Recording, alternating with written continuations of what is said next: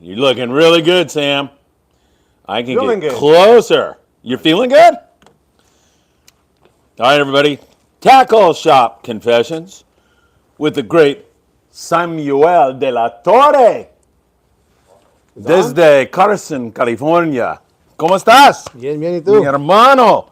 Bienísimo. Oh, this is in English. What are you doing? Speaking Spanish. I screwed this all up. We're running a commercial first, so Okay. yes, but we're on. We're on? Yes. You're off. Yes, we're making money during these shows. We're trying to Okay, anyway. I Yeah. skipped it anyway. There you go. Hey, no, I get paid on that. What are you trying to that do to one. me? Yeah, really. Sam, how are you, my friend? Great, great. What How you happened doing? last week? Do you have a Little League or what was going on? Yeah, last week we had some Little League, yeah.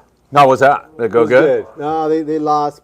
Poor guys. I want to give a shout out to the team there. They're in the playoffs. They lost their playoff game, but they're a great team. They had a great season. All right, well, good. Congratulations to those guys, yeah. We should say thank you to Greg Bates, and we should Greg. actually make him come out and take a bow. I know. He brought us lobster, salmon, Tuna. bluefin, tuna, sashimi. Anything else? That was it. What a cheap ass. No, just kidding. Come out here and take a bow, Greg. Right? Yes, you do. The very great Greg Bates, who is also, yes, very good. Galley cook on board the 095. Was he even in the frame? I think so. All right, perfect. There he goes, right there. Oh, yeah. And Bob Gifford, but Bob will definitely not come into the camera. We all know that. That is for sure. Whoa, there's a ton of people on here, including Scott Buchert. It's good to see Scott. him on here. We got 31 people watching. You're going to review the Talica, the brand new Talica tonight. Yeah, Do I have that right? I would say a first impression. I don't know about a review, but a first impression. You haven't fished with it, is what you're No, saying. we just got it in today. Okay, and is this a groundbreaking? This is like right up there with Mission Impossible. Or I don't know about that. I mean, this is kind of an improvement on a reel that's already been pretty much a standard for a high quality reel in this class in the Talica. So, this is the Talica 12, one that was already out, and then this is the new one. On camera, it probably doesn't show a whole lot of difference, but in your hand, it does. It's a little bit lighter. We actually weighed it. It's not like half the weight or nothing like that, but it does feel a little bit smaller in your hands. And when I dial up the drag, it's smoother than the old one. So definitely a few improvements on it. We'll have to see how it performs on the water. Quanto cuesta? It's I think it's $5.99. Okay. Yeah, and so we'll see how it does on the water, but I'm sure it's going to do really good just from first impression. What's the biggest bluefin you could catch with that reel? 140, 150 pounder. Geez, look at the size of that reel. Is that the Jig amazing Master or what? 99 size, right? So amazing, man. Definitely would be stretching its limits at fish that size, but anything 60 to 100 pounds, I think you'd be well within the what I would call comfortable with this size of reel. All right, great. And if you have any questions about the reel, Sam's here to answer those since I'm incapable of answering those kinds of questions. Also, Sam, I'm going to read some comments here in a second, but we've got sand bass, man. Yeah. We've got barracuda. Yep. We've got really excellent calico bass fishing in many different areas. We still had the bluefin. I mean, the Thunderbird had some incredible fishing, some giant fish, limits, and then San Diego, those boys, they've been all over it here the last 48 hours. Yeah, They've been yellowtail, the offshore banks, I think they're getting them at 10. yeah, those giant big yellows. Yep, 100%. So there's a lot going on, and you've heard about the albacore, didn't you? Yeah. Yeah. Next year maybe. Yeah, right. Yeah. You got it. All right, Jeff Yeomans, 540 Slinger, says, good evening, Phil and Sam. It's always great to hear from you, Jeff. Scott Buchert is up in Alaska saying hello. Scott, it's really great to see you, my friend. Andrew Hoshino says, howdy to everybody. It's great to see him. Scott has a question. Well, he has a question. He's gone on a 9-day trip in the fall. Right. What's he need to bring? What kind of tackle? So fall time, Do this right because I get his fish a lot of the time. So that fall time fishing is kind of really well known for being a variety type trip, and you get to catch everything from dorado, tuna, yellowtail, wahoo, grouper, and even potentially even some big tuna, depending on what's going on in kind of what the focus of that group is. And some hellacious marlin bites. I know you're not keeping them, but in the fall they get them boiling in the corner, man. It gets crazy. Yeah. I mean, not definitely not a target fish, but something that can occur that's kind of cool if you just want to have some fun. But I mean, as far as your tackle is concerned, you're taking about everything. I mean, now it's been kind of a common response here the last couple of years is, anything from a 2-day to a 10-day, you're taking the same gear almost. Everything from 25-pound to 100-pound tests. But probably the one thing that you're going to take that's different that you don't take locally is going to be your Wahoo stuff. And that's going to include trolling lures, those Nomad DTXs, your Wahoo bombs, your Raider jigs, and that kind of stuff. Wire leaders for Wahoo is going to be your biggest thing that you don't normally take locally. Can you believe Scott is listening to this in Alaska? How cool is that? That's awesome. It really is. All right, let's see. Hold it. Let me get back here to my stuff. Oh, shoot, man. We got a lot of comments here already. All right, Andy says, hello, everyone. Fred says, hi. Phil. Fred, good to see you. Steve, who works there, says, where's everyone at? I can't see what's for dinner. We moved the dinner, Steve, because we didn't want you to go off your diet and tempt you. So there's plates over there. Come on down, Steve. Yeah, come on down. And anybody wants to come down. Bob insisted that we move it over there because he doesn't like being on camera, and he would have had to have snuck in here to grab another piece of BFT. So he's got it going over there. Wild Willie retracted his message. Must have been something awful about you, Sam. Andrew says, we are live. Wild Willie says, hello, Sam, and ignores me. Thanks, Wild Willie. Yeah. Michelle says, howdy you all, inclusive. Notice that? And Damon says, what's up, Sam and Phil? What's up, Damon? Good to hear from you. Bobo Tubbs. Hola, Phil and Sam. I have a lot to learn about processing bluefin. Had a super day on the Mission Bell this week. Yeah, Sean Hardigan. Bob knows him. Bob Giffords sitting here. He knows Sean Hardigan. He's great. That crew is great. Mimi's there a lot of the time, Sean's girlfriend. Superb crew. There you go. Can't wait to watch and learn tonight. Thanks, guys. Yeah, any tips on processing your fish? Do you have any? Turn them into the processor, you're going to say. Turn them into the processor, yeah. That's kind of my, these long trips now, that's just the best way to do it. And you have so much fish at home, I just hardly bring anything home anymore. Current Jam says, I have missed you two so much. You should have seen the hug and the kiss I gave him when I walked in here tonight. It was really beautiful. Steve Bermudez, does it come in red and white and blue, red, white, and blue, like the Accurate? No color options for these Talicas. All right, Steve wants to know where Leroy is. Where is Leroy? Where is Leroy, huh? I don't know. If he remembers, he'll come by. But well, Leroy, oh yeah, he won't remember. He probably won't remember. He doesn't know what day it is, does he? Yeah. Pretty No, Leroy, just kidding in case you're watching. I have a Saltus 20K and need a rod to pair it with. Current Jam asks you, Sam, what is it? It really depends on kind of what you're going to be doing with it. We have some of the heavy-duty Phoenix popping rods. Pretty nice rods. We sell a bunch of those. We have the ones from Shimano. They're OSHA pluggers. They're super popular rods, super lightweight. Also nice for throwing those poppers. Then we have some of the United Composite stuff that just barely came out this year.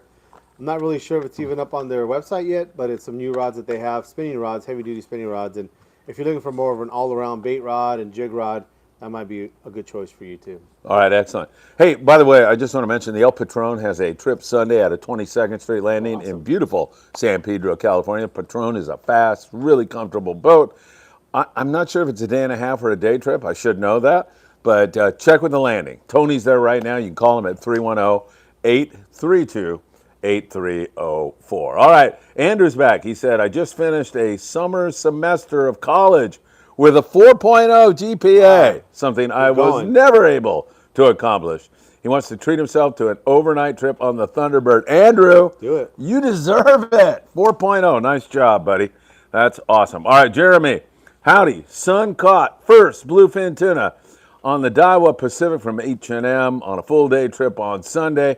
Also caught a couple of bonita. Jeremy. Awesome. Nothing's better than that, man. Watching your son get his first bluefin tuna, right? That's awesome. Nothing better. I know. And those memories, you'll keep them forever. Proud dad. That's awesome. I remember Patrick's first albacore, and he was 4, so he's like 30 now. So that was 26 years ago. Yeah. I remember him sitting on Alan Girardi's knee on board the Tracer. Steve Thompson was running the boat. And yeah, it was an incredible day, an incredible memory. Did you predict albacore that year? No, I blew it. I was actually calling for blue marlin. Yeah, I blew it, so didn't happen either. All right. So Cal Drew wants to know, why don't people keep marlin? What do you think? Well, I have kept marlin in when I'm fishing Baja. They're great eating. People say striped marlin are not good. I've eaten striped marlin; they're delicious. Blue marlin is in a whole different world. It's really good. But I've eaten them. I don't know. Is it that whole thing like you never you see all these things to protect the cute little fur seal, but there's never ever a bunch of people trying to protect the black widow spider? Is it because they're cute? Is that what it is? Or they're pretty? Or Yeah. I don't know. There's the stock is not in trouble. No, I don't think so. There's no problem with that. So I don't know. I think they're kind of majestic, and people have in their heads that it should be released. I think I would say on those long range trips, it may be a little bit, and this is just me thinking. I don't know. Taking up too much room. It just may be weird in the fish hold, holds. right? Maybe it could be something they don't fit in there very good. That could be a reason potentially, but I'm pretty sure if you really wanted one, they'd probably let you keep it. If you insisted, I would imagine it wouldn't be a big deal. But I think it's more that I think it's just marlin in general kind of fall in that category of a fish that, if you're going to preserve something, it's like a big calico bass or something like that. That maybe they just choose to do that. My brother Paul and I would drive to Cabo in the late '70s when we first started going down there, and we go out on a panga and we catch. In this case, it was a sailfish. Bring it back. There was 2 hotels down there. There was the Solmar and the Finisterra, and we go to a local taco stand and say, "Hey, will you feed us this week if we give you this marlin?" Yeah, deal. So we didn't have that expense. So yeah, they're good to eat, and I don't see the problem. Do you? If you want to keep one? No. And if somebody else has a better reason, maybe they can chime in. But that's all I could think of too. Yeah. Yeah. All right, Current Jam. Do tuna run near San Diego, or do we need to travel to get access to them? Private boat or no? They are very close to San Diego. Sometimes in U.S. waters, sometimes in Mexican waters. But I mean, they'll end up sometimes these bluefin like just a few miles from Point Loma, right? Yeah. I mean, it's definitely not something that's going to be an everyday occurrence. And depending on your boat, a private boater can be a 14-foot boat, may not be that you would want to be safe out there as well. But definitely a lot of the bluefin being caught are caught on private boats. In fact, I'm sure that's going to come up at some point. But the private boaters had a really, really good week last week on the kite. They were going full speed on the kite. Guys are doing really, really well, and so definitely some good fishing for the private boaters. But those guys were out past Catalina, even past San Clemente Island, and catching those fish. So depending on your boat, but they're known to come in as close as maybe 10 miles, which is still a pretty good run if you have a real small boat. Yeah. And you want to watch the weather and all that kind of stuff. But they're not sitting there all day like if you have your choice. No, they're moving around, right? Tuna, yeah. So it's not like quite like that, but there's definitely a chance if you have the right boat. And Current Jam, as this season progresses and the anticipated El Nino has its warm water effect, if that warm water is close to the beach, that yellowfin and yellowtail and dorado and all that stuff could conceivably be right there. It depends upon bait, water temp, water clarity, all that stuff, right? Right. Yep. All right, great question. Steve wants to know, was there any difference in line capacity of the new Talica and recommended size? Talica 12. Yeah, that is an excellent question, I'll have Steve. to kind of look at the box. I don't care what Sam says about you. I have to look at the box and see kind of what that looks like. But that's one of the things that we were comparing, me and the guys here, as we were looking at it, is it looks to me like the spool is pretty much the same size. So if there's any difference, it would be very, very minor. I would imagine you're probably going to be able to put about 400 yards of 65-pound braid on there, which is pretty much what you're able to get on the old one. So I think the capacity should be the same. Steady flow of questions tonight, Sam. I'm stoked. Hit that like button, please. Hit that like button. Subscribe to the channel if you haven't done that. Remember, we're on Instagram, Facebook, and TikTok also. All right, Damon. Yeah, go ahead, Greg. Do you want him to answer? Sure. Yeah. Tell him to come down for some bluefin. Yeah. All right, Damon. Sam, I'm having... Well, I better wait for Sam. I'll do another commercial while I'm doing it. Oh, no, wait. He's got this handled. All right, Sam. Damon says he's having a 775H. Yeah, 775 heavy and 775 extra heavy built. What reels, I'm reading like a moron, what reels will be a good match? Should I try to match them with the new Shimano, or should I just use what I have? No, yeah, those rods are a little bit big for this reel in particular. I would look at more of a little bit bigger reel. Like if you're looking at the Talicas, it'd probably be like a 20 and a 25 would be a good match for those two rods. This reel is probably going to be something more along the lines that you would put like on a 700H or something like that, versus that 775, which is more of a rail rod. All right, our next question is about Cedros Island. But first of all, I want to high five you because you know what happened in Cedros. I told you. Yeah, that's awesome. All of those goods are going out. Good, Diego good. said his mother started the first day with the most needy people. So the people that were some handicapped, some people that were just very poor, they came in, they got, and everybody is able to take not one piece of clothing, but a lot because we shipped a ton of stuff down. Yeah.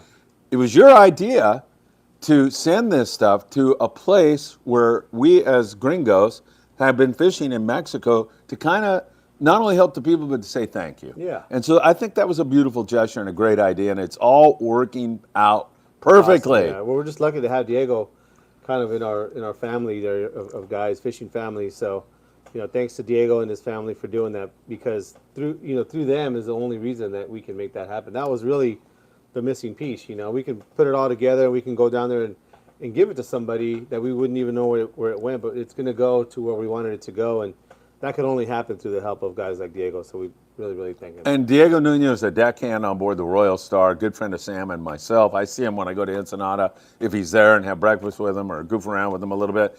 And he's an extraordinary guy. But so when we shipped that stuff, we shipped it to his parents' house in Ensenada. That was like $4,000. Yeah. Is what it cost. And then I'm thinking to myself, I got to raise more money to get this from Ensenada to Cedros.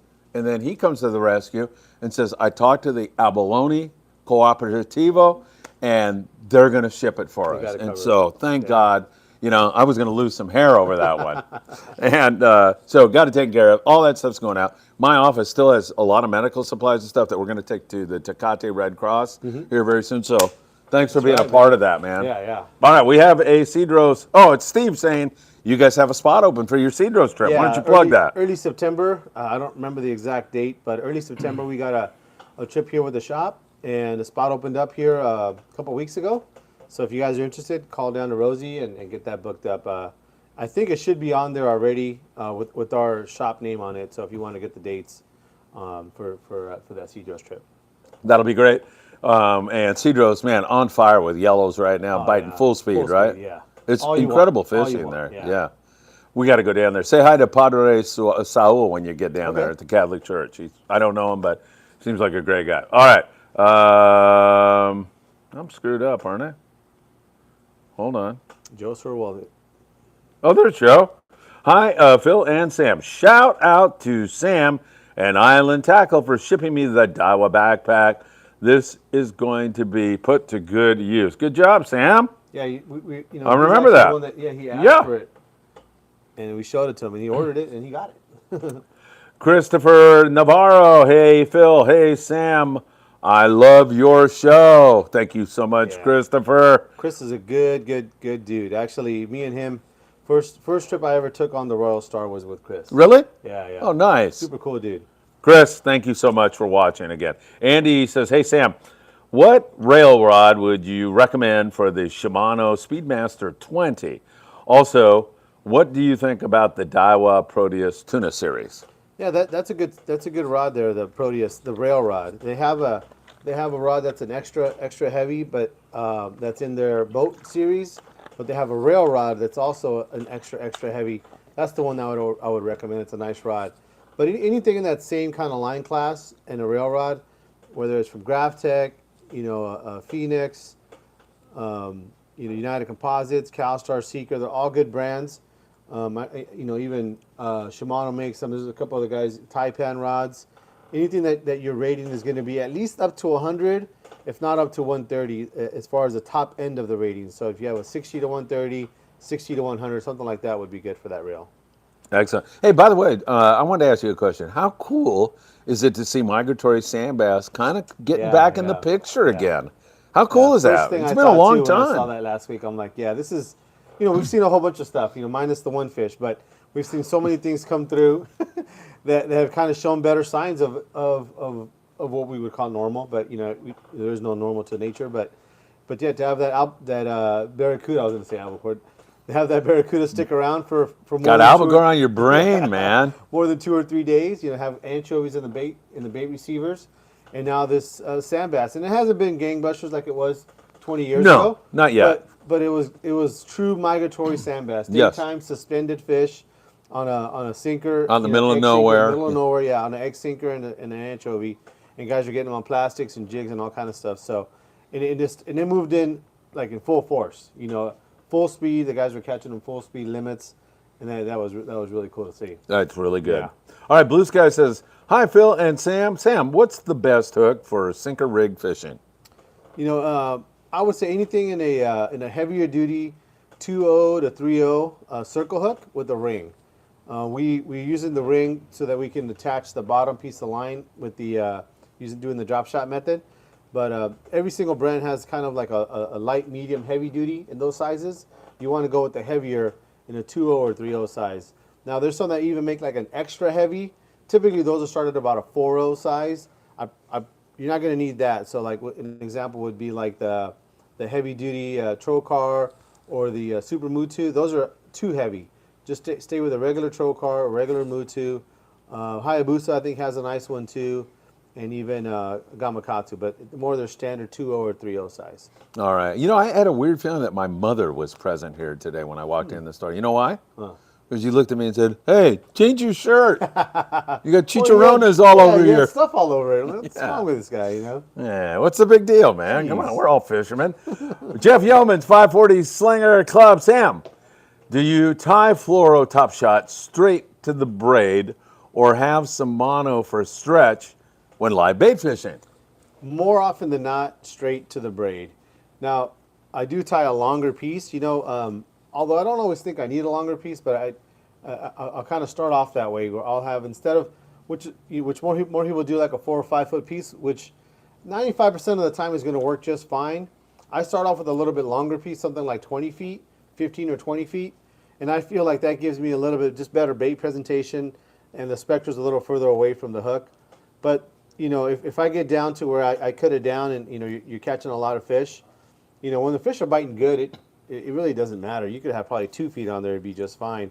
As far as the stretch factor, I think that with today's rods, and the reels having such good drag, you just don't have as much of that shock, that people try to avoid. And the reason people try to avoid it a lot of times is because they feel like it's either going to damage the hook by straightening it out or pulling a hook by pulling it out of the fish.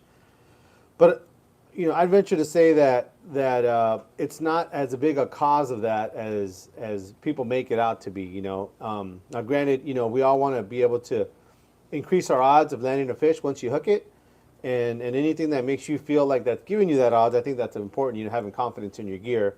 But just from what I've seen over the years, I have no problem fishing a short leader, and I think I've pulled just as many hooks without a short leader than with it. So I don't think it makes that big of a factor. By the way, I've been put on notice to put you on the spot tonight and ask you, are you attending the August 15th Horizon day-and-a-half trip? Oh, is that when it is? Yeah. You're going to look at your calendar and let us know next week? Yeah, maybe. Perfect. Maybe you'll let us know, or maybe I'll you'll let go. you know, yeah. All right, there you go. Dan Smith, oh my God, we almost missed the show. Hello, Phil, Sam, and all you hot fishing folks. Hot rail, I'm good. Hey, Dan, good to see you. Give my best to Kim also, and I'm fully into the carnivore, Kim, so I'm right there along with you. Andrew says, what's a good substitute for a Penn Squitter Jr. that won't break the banco? Probably a Sea Line 20. I think those are around 120, 130 bucks, something like that. And they fly line really, really good.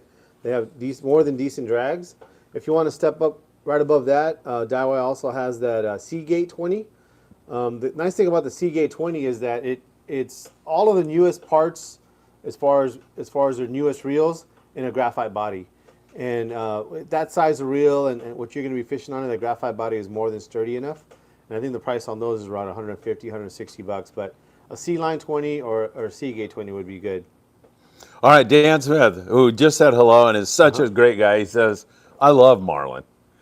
And Kim, his wife, is Chinese. They eat, and he's half Sicilian, so they eat everything. They eat fish, they eat the heads, they eat the eyes, head to tail.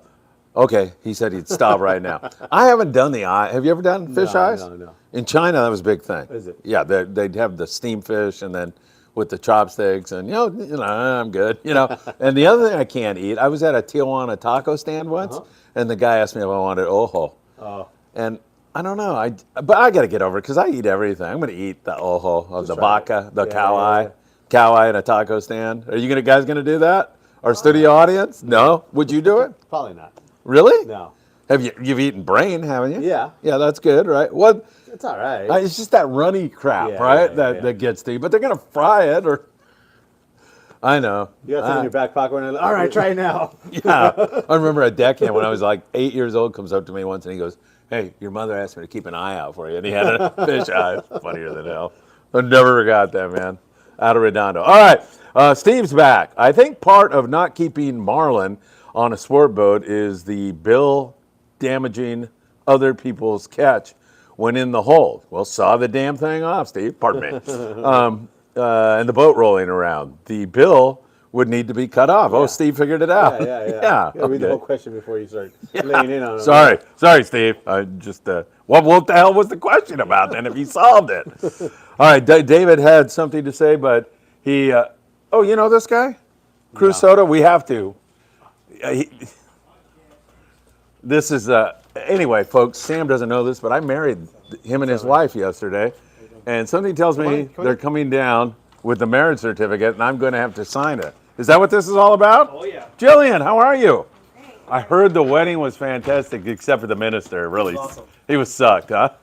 All right, what do I need? Sam, take a seat. Can I sign this during the show? And Sign it right now. you want me to ask you a question, No or problem. I folks, think do he you? was drunk while he was doing the ceremony. Yeah. Where? What do I sign? Where do I sign? You two don't know? Department right there. I don't know. Security department. All right. Do you want to answer a question while I'm signing? Sure, I can do that. What's the Okay. question here? Let me. You guys just look at yourselves up there. No, you can stay right there. Let's Says see. right here. Yeah, Joe. Go ahead. You Yeah, take over for a Joe second while I on the sign Marlin this. here. He says, I think This they is my released honor. them for the so the sake of sport fishing. Good for the sport and the lure of fighting the fish of a lifetime here. They keep them in the islands and mostly smoke them. That's true. I think a lot of guys down in Mexico smoke them quite a bit, but I think that's what it is too. Is that marlin's kind of been like a legacy type species. Everybody wants to catch one of those things, and people want to give somebody else a chance to catch it later on. Current Jam here says, can you recommend a gaff? You know the thing about smoking marlin, the only thing they're hard to get lit. You like that one, huh? You never heard that one? Yes. You think it's funny or something? I thought it was pretty funny. Jillian, oh wait a minute, here we go. Maybe I signed So here. Current Jam here says, can you recommend a gaff? He's got a 20-foot boat, 8-foot beam. Now, something a 6-foot gaff I think would be more than plenty. Probably depends on what you're targeting too, as far as the size of the hook on the gaff. But 6-foot gaff should cover you for most everything. Maybe a 4-foot and a 6-foot gaff should cover you about anything. Right, and this is maybe my like a the witness, not is too that big me? of a hook. I think it'd be like a 2-inch to a 3-inch hook should be good. But there's a lot of gaffs on the market. You can go with the bamboo gaff. We sell those here, and those are kind of easy to get around town. Or any kind of aluminum gaff this would is be where the fine for that signature too. goes, correct? David Holland says it seems like the multi-day boats no longer troll for tuna like they used to do years ago. Why is that? Well, a lot of it is that in years past the way we would find fish was trolling. The electronics weren't as sophisticated as today. The current And then you guys can fill in the technology is a rest, lot better at finding I have fish to than fill that the troll feathers are. Okay. But once we get into the yellowfin and we that time of year stuff, and the boats that I've been on, they do troll for them to find them as well. So, but with this bluefin, generally they just don't eat a feather like a yellowfin does or an albacore does. So part of it too is they want to be on the hunt and also even looking for that more it? visual stuff on the surface like bird skulls and things like that. So that could be a reason there.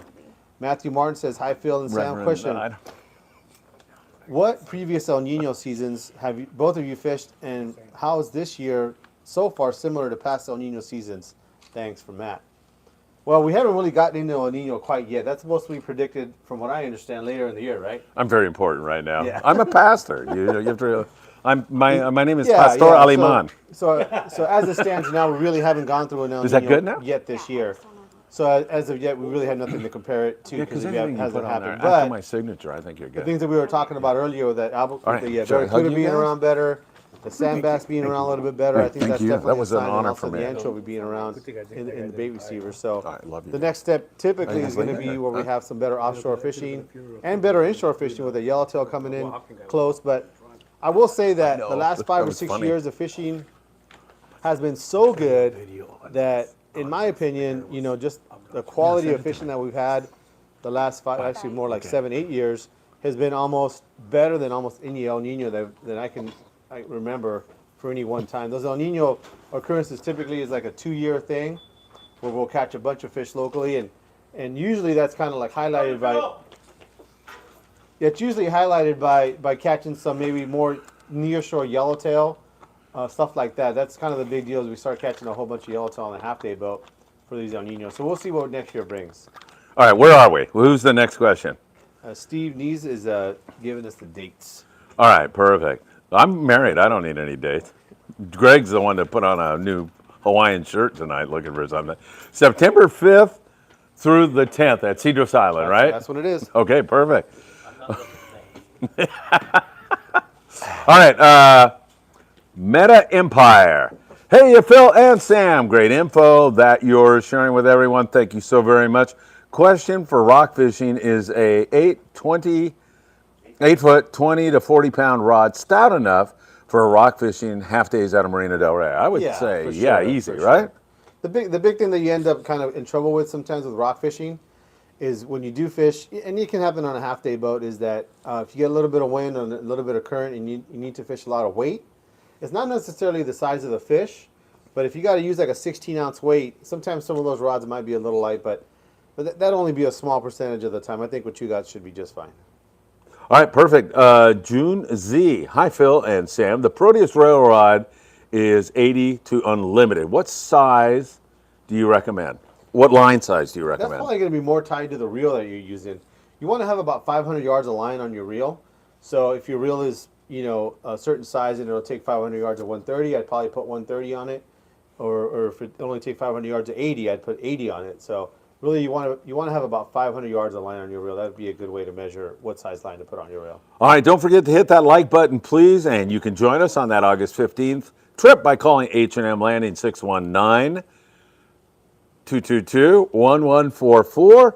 And remember, August the 15th with Freedman Adventures, they'll get you signed up on that. Tyler Tanaka, who's a super great guy, Turbo T2. Sam, I want to share with you how great Andrew was on the phone, helping me with questions. He was so helpful. Thank you. He's a great kid. Yeah. Very polite, nice kid. If I could take a little time to talk about my crew, Andrew, Please. super knowledgeable. I mean, this guy is one of the most knowledgeable fishermen. Everything from fishing in the harbor, fishing tuna.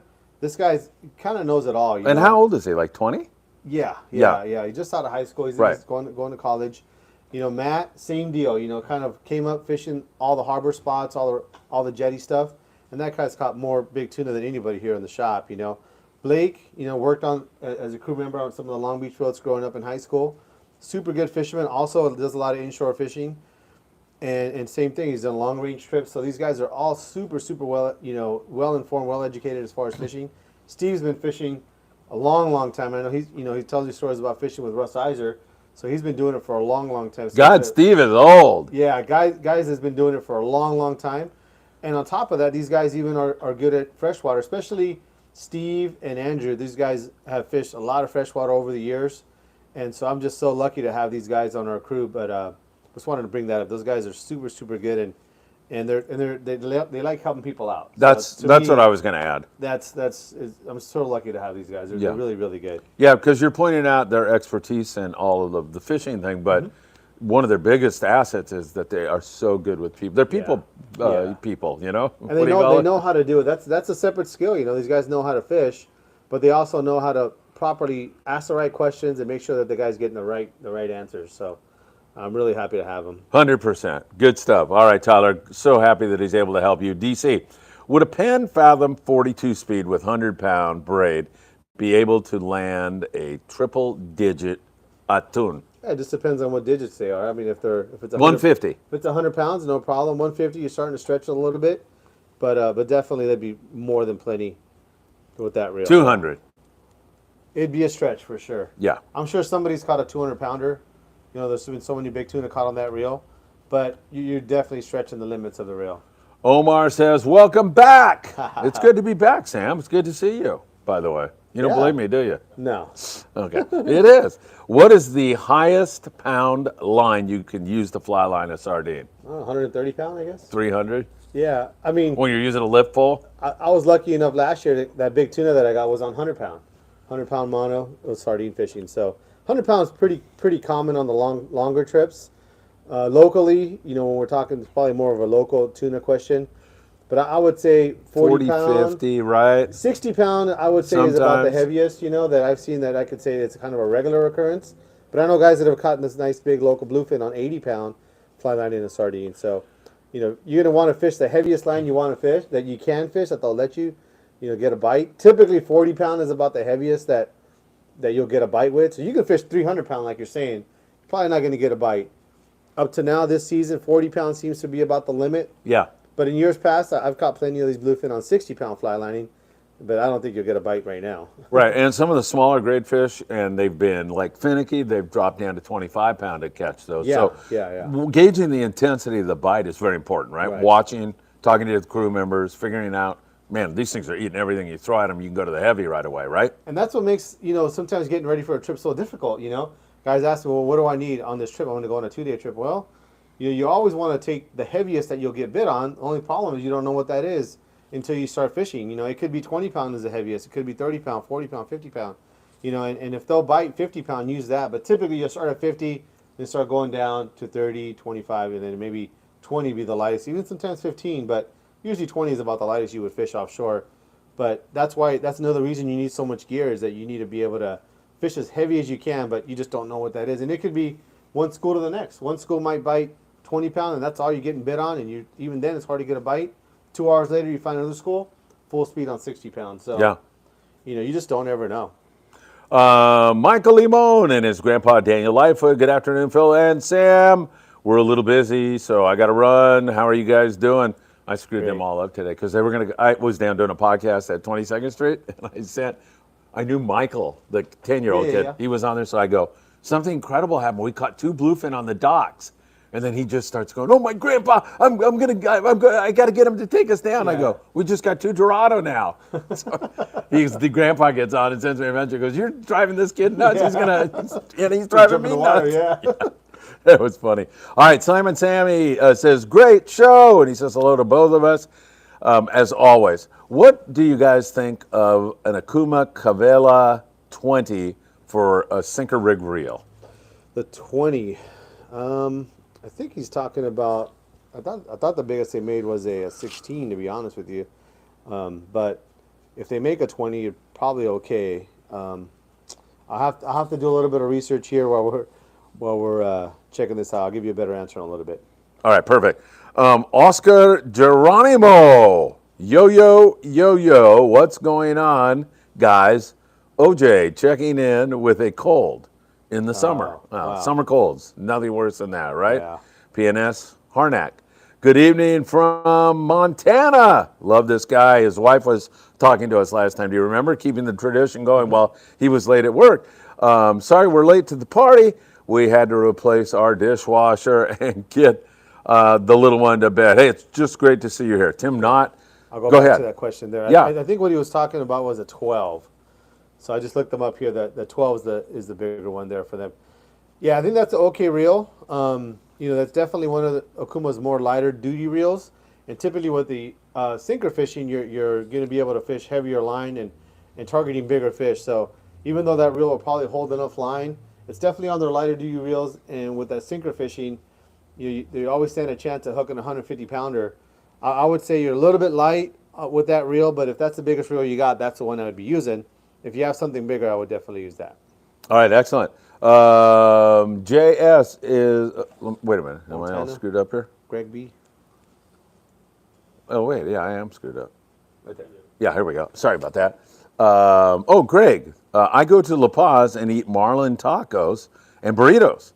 There are great places that serve them. This is Greg sitting right in front of us here. Yeah. Excellent. Yeah, you're right. They make them smoke marlin all the time, right? That's umado, Hard to right? light 'em, yeah. Yeah. All right. Yes. Let's see. What is this? Chulu's calamari and kayak There you rentals. Where's he at? That's pretty cool. Yeah, this is awesome. $10 bill. Thank you so very, very much. Where are you, by the way? We'll give you a plug, a really good plug. Penn Torque and International or Abbott Raptors. And what are the first 5 sizes to buy for sport boat trips? Thanks for a great question. Thank you for contributing. You know, I'd probably say all of those really. You know, that Torque 25 is a good 40-pound reel in the Avid Raptors. You start getting into the little bit larger sizes, maybe like an HX would be a great like 60-pound reel. You get into the internationals, maybe a 16 would be a great 80-pound reel. I'd probably go with a 20 for a 100-pound reel, then maybe a 30 for a 130-pound reel. So if you were to buy 5 reels, I guess that'd be 5 nice reels to buy right there. But even in those Raptors, you could probably even add those JX, LX to substitute for the Penn Torques. And once again, like you want to probably go based on line capacity. I would say with the smaller sizes, you know, 400 to 500 yards of 65-pound. Those middle sizes, 400 to 500 yards of 80-pound, and then as you go bigger, 500 at least yards of 100-pound, and then at least 500 yards of 130 on your bigger size reels. So that might be another way to kind of choose the sizes, but that's the way I would go. All right, thank you so much for sending that $10 bill to us. It's deeply appreciated. JS says, is it true that CalStar just raised their costs substantially? They are working on an increase. I know that's something that they've talked about earlier this year. They were going to do something, and they're kind of modifying it. I don't know if I don't think it's gone through quite yet, but it is something that is in the works. So it's a possibility, but up to now, you shouldn't see anything different than you saw last week. But we'll have to see what's coming up, you know, in the year to come here. Well, as far as I know, they haven't done it quite yet. PNS Harnack, is it possible to turn Phil's mic down because we can't stand listening to him anymore? Just being nice. Yeah, exactly. Can we turn it off We can turn it entirely? off, yeah. Or a tiny bit, or turn Sam's mic up. Then we'd have 2 guys that are too loud. I know. Yeah, you guys out there on the soundboard, can you do? Yeah. There you go. Yeah. Thank you. Yeah. Yeah, we'll work on that. I could put my mic down further or something like that. How's that? Just try to turn it down. How's There you that? Is that better? I'll try to be quiet. I don't want to offend anybody with my loud voice. I'm all wound up. I told you I'm on this carnivore thing, you're man. for real. Yeah. Oops. Sorry about that. I don't want to wake anybody up. All right, here we go. Tim Knott. Hey, Sam. I talked to you yesterday about a knife jig type lure that looks like a large torpedo sinker. Remember that, Sam? Okay. That is colored like a knife jig. It's called a BFT4. Yeah, I think I've heard of those. There's actually a few different jigs that are kind of that profile. They're kind of more round. You know, I wouldn't call it a torpedo sinker shape. That's a little bit shorter and fatter. But I have heard of those, and I've seen those before. Tim Knott thanks you for the help when he was in here recently. Night ride. I had to splice my 80-pound line on a Talica 20 about 100 yards in. Would that create a problem? It shouldn't, as long as it's a good splice. But no, you should be fine. I mean, they do it all the time. You know, in these big tangles you get at night, you know, the crew members will cut line and then they'll splice it and land a fish just fine. So I think as long as it was done right, you should be fine. If you have any concern with that, there are ways to kind of make that splice a little cleaner, or maybe even what you might want to do is take it into your local tackle shop and have them flip the line so that the splice is at the bottom of the reel. All right, perfect. Matthew Martin. Hi, guys. What's the top selling bait for flying the kite at Island Tackle? Thanks, Matt. Frozen flyers. Yeah? Yeah. Let me show you. For you guys that, you know, that don't do that stuff, you're probably not sure exactly what that is, but these are from G-Fly is who we buy them from. They've been doing it from the beginning, right? Yeah. We were actually doing it with them before they had them this nice. But this is what it looks like there. It's a pack of 3 locally caught Catalina flying fish. They're vacuum sealed. They're ready to go.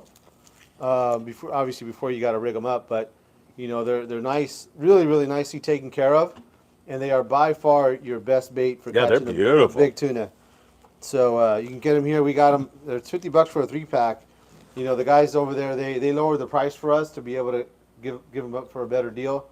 Last year they were $90 for a 3-pack. I was going to say they were $100. Yeah. So $50 for a 3-pack. That should be the price everywhere. But get them while you can. How many flyers should you bring on a trip? 6, 9? I mean, if you're going on a party boat, you know, you really want to make sure that boat is going to do that kind of fishing. Right. If you're a private boater, though. If you're a private boater, I'd say 2 packs, like 6 fish. Yeah. Should be pretty good. You know, I mean, should get you through the day. But some guys will take more if they're gonna fish a long day or more than one day. But I think 2 packs is more than plenty. So Steve is back. Steve is participating just wonderfully tonight. I don't know why Steve doesn't just stay here and become part of the show. He doesn't work today. Oh, that's what it is. Yeah. Oh, all right. Well, I see him here once in a while, but he said, Sam, come on, get off your butt and show the people about the new Mustad jig for fishing the bay. All right. He really wants you to show that Do thing. a commercial. All right. Remember, you can join us August the 15th on board the Horizon out of H&M Landing in beautiful San Diego, California. Isn't that where it is? We're going on a day-and-a-half trip, and you can join us. I'll be shooting a video. Greg Bates will be there. Bob Gifford will be there. I know you can't see these guys, but they're part of our studio audience. Sam going? De La Torre is threatening to be there. And you guys are going on the trip? Yeah, they're going. And you can book by, I'm going, and these guys are going. I'm Where are in. you going to fish, though? Well, I'm going to videotape you don't care catching a about dumb that. fish. I don't What do you care want? about that. 619-222-1144 H&M Landing, August the 15th. Book tonight. Don't forget the El Patron 22nd Street Landing going on Sunday. They're catching bluefin and so much more. 310-832. All memorized. 8304. Stop it. Yes. All right. Yes, Sam. Show us this jig. If you're not fishing, it's not that much fun. It's no fun beating the guy who's not fishing. We're gonna make it fit. Yeah. Oh, yeah. my kid always says, how many you got, Dad? And I Exactly. go, like 32, dude. I've filmed 32 freaking fish while you caught one. So I kicked your butt there. All right. So this is the Mustad Mizashi I'll be your jig. hand model. Yeah, it's a whole line of jigs there. And this is the 20-gram model. And this is what we should show you. Yeah, super. Oh, wait a sticky- minute. You sticky gave me hooks. one of those. Yeah. Yeah, I never had a chance to use I know. It was kind of early season. Yeah. But this guy here, this is kind of a jig that is part of a segment of lures that's grown a ton here locally. It's in as far as I understand, it's called a micro jig. So this is a 20-gram jig. They make them down to I think 10 or 15 grams or something like that. And there's a lot of other brands out there. But this is a new one from Mustad. It's really, really nice because the hooks on it are really good. And the sizes are really nice, and the colors they're awesome. But this is primarily in the harbor. Guys are using them to catch spotted bay bass. Yeah.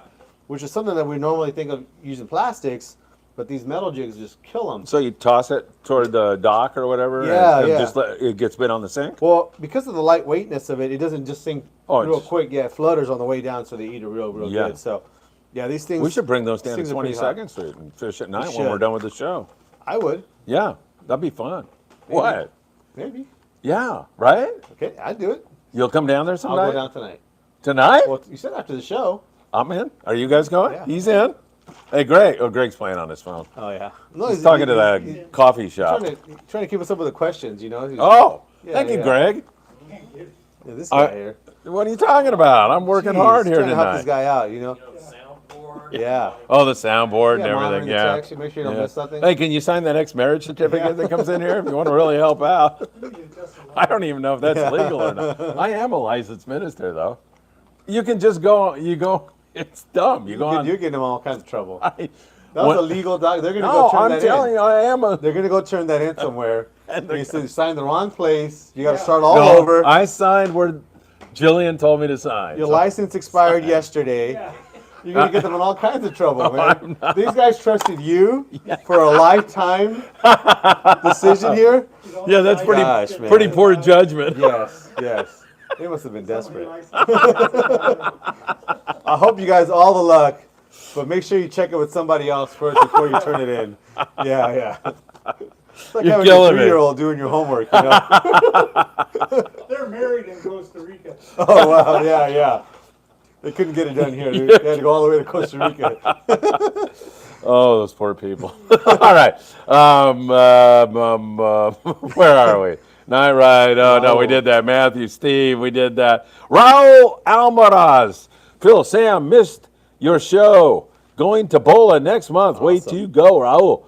I'm taking a CalStar 700 Heavy with a Mac 10. Is that good setup for fishing down there, or let me know what you think? Yeah, that would be considered like a medium setup for down there. Bay of LA is a place that is such a mix of fishing. You have your yellowtail, which typically for what you're taking should be just fine. But you get some of that grouper fishing, you might want to consider taking something heavier. Like if you have Macaras, more like a Macara 16 and a rail rod. If you want to fish that cabrilla, more like a heavy bass rod, an 8-foot heavy action bass rod with like a 400 size Lexa or something like that, and a bunch of jerk baits. I mean, those jerk bait category is also another one that's grown so much. We carry so much of them now. But a lot of it is for guys that go down fish Bay of LA. That cabrilla fishing is just incredible down there. It's basically like catching a 50-pound yellowtail, but it's only 10 pounds. I mean, they bite that hard and they fight that hard. So if you're going to go down there, I definitely would take some of that. But what you got there is good, but I take definitely some lighter stuff for casting and then some heavier stuff for grouper fishing. My computer says 110 people watching right now, 45 likes. Hit that like button, please. We would deeply appreciate that. Dan Smith, is it true, Sam? Kim gets bit. It is true, Sam. Kim gets bit on 25, and I struggle with 40. You can pull hard on 25, just no rubs on the teeth or boat. Yeah. You can pull super hard on 25. Super hard on 25. And it's part of the deal. You got to sometimes you got to take your chances. But, if once you start fishing a little bit more and tying better knots where you can pull harder, you just start gaining that confidence. I think that confidence to pull hard is hard when you're first getting started because maybe your knots aren't too good or something like that. And you might, break a knot and you think, well, I can't pull that hard anymore. But as you go more and more, you'll find that your knots are getting better. That's another thing too. Maybe take time when you're tying your knots. When the bite's hot and heavy, we get excited and we're tying a knot real quick. We don't sit you down or something like that. Take your time, tie a good knot, and you'll be able to pull almost twice as hard if you're tying a good knot. All right, excellent. Pay his money. Hey, Phil and Sam, thanks for putting on this show. Always love watching you guys. Thank you so much for being here. Are you serious about going tonight? You're not, are you? Well, I mean, I'll go. Do you have to make a reservation or something? No, I mean, but I'm getting excited we'll about shooting talk about video it after the show. tonight. Depends on the time we get done. We normally go eat we'll chicken see. wings We'll and see. stare at each That's other what for I an was hour. thinking, We might as well go down there. And I do want to mention something as a side note to these guys here is I'm so happy. At first it was kind of just like a joke. Guys would come in and say, I love the show, guys, and this and that. But I will say I really appreciate these guys coming in and telling us. I get it every day. And I know that sometimes guys are just being polite, but man, I really do appreciate you guys appreciating that we do it. Honestly, I do too. I have a great time doing it. It's no sweat off my back. And I do feel like I do my best to provide good information. Guy asks a question, I try to answer it. Sometimes it might help you, sometimes it might hurt you, but just don't ask me to sign any kind of documents like that. But then everything else I can do pretty good. but besides that, I really appreciate you guys recognizing that I'm trying to provide good info. And I hope that me having a good time is kind of showing on the camera here. So thank you very much, guys. I mean, because there's not a time when I'm thinking about this show, like I'm going to, like, oh, crap, I got to go do that. I never think that. I'm like, hey, cool. Fun time Tackle Shop Confessions. It's always fun. And, excuse me, you get it here in the tackle store? I'm amazed. I get it supermarkets. Orange County Fair is just like... I bet. And there was a guy, I told the story this morning in the morning briefing, I don't know if you heard it. Guy walks up, and I'm freaking on like 3 hours sleep. So he walks up to me straight faced and he goes, hey, you got any of that albacore pale ale? And I sort of I go, no, I don't. And I look at him, he's just freaking laughing. He goes, I watch you every day, dude. Albacore. I go, yeah, okay, now I get it. So thank you for everybody out there who's supporting us. All right, 4 doors, more whores. Quite a name. Albacore, ? Yes, I still believe there's a chance. I do. The water's still cool enough. There's always a chance. Yeah, There's always a chance. I do honestly think there is one. But Tom Durr said he ran the whale watch boat in Redondo, and he said if their gauge was right, they had 70-degree water up there. That's not good for albacore. But I don't believe they got. I go, wait a minute, 70-degree water. Why did they catch a rock out up there? Not barracuda and bass. His gauge isn't right. It can't be. No. Yeah. I'm sure it is. They're gone. There's no albacore around. Adrian Baker, are threading needles necessary for inserting heavier leader into hollow, say 80-pound and up? I would say 200-pound. You can kind of get away with it, but it's really hard to get started without a needle. Unless you have a piece of hollow spectra that's already been open. Like if you're just replacing the leader that's already in there, you might be able to get away without a needle. But by and large, the amount of time that it takes to prepare the end of the leader material to go in there without a needle is almost not worth it. The needle just way faster. But if you don't have one, I guess that's one way to try and do it is without a needle. But I found that 150 maybe be the limit, but 200-pound I found is probably the lightest that you can probably go, where it's stiff enough to start going through there. And that's another one of those topics that I think we may need to go more in depth. Didn't we do that once? Well, we kind of just Yeah. screwed around with it, but I think maybe you need to set up some type of a more We should do that. sophisticated thing. Yeah.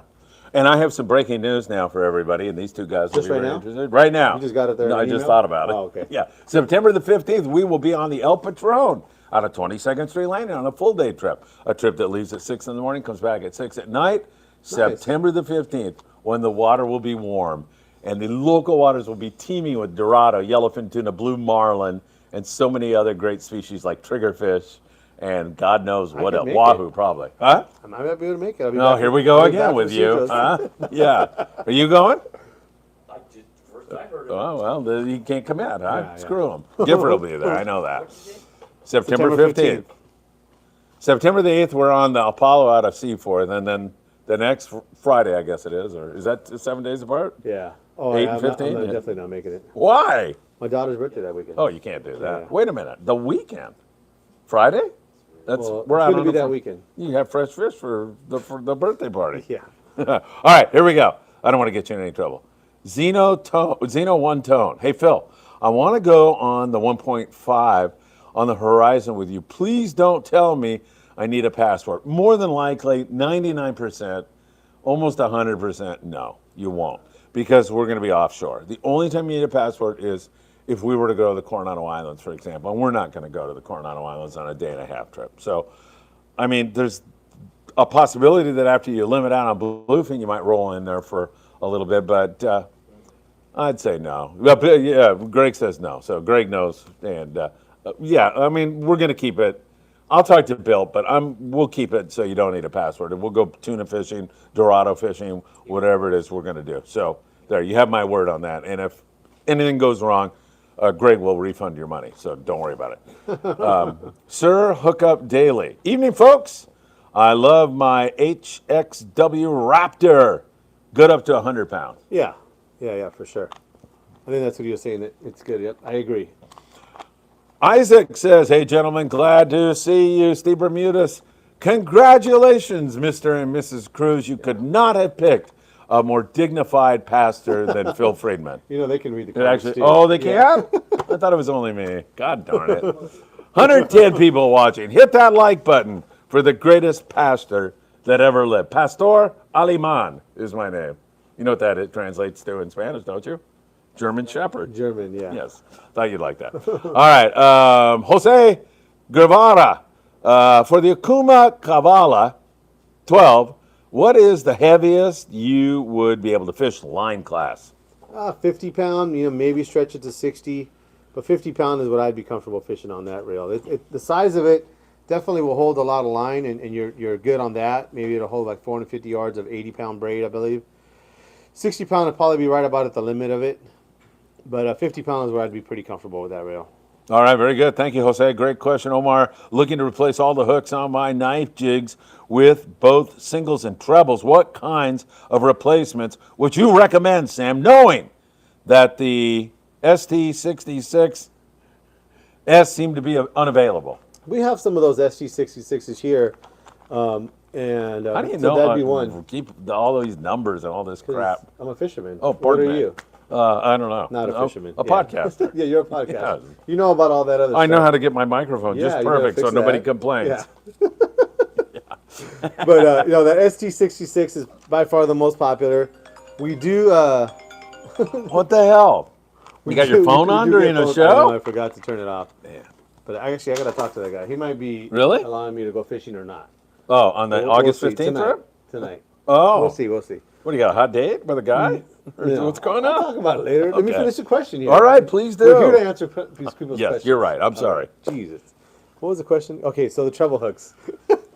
The other hook that you might want to look for, which we also have in stock, and I know a lot of other shops are either having it in stock or they should be able to get it really easy, is from Mustad. They have a hook that's it's called the Jaw Lock. It goes up to a 5.0 size. It's a 5X hook from them.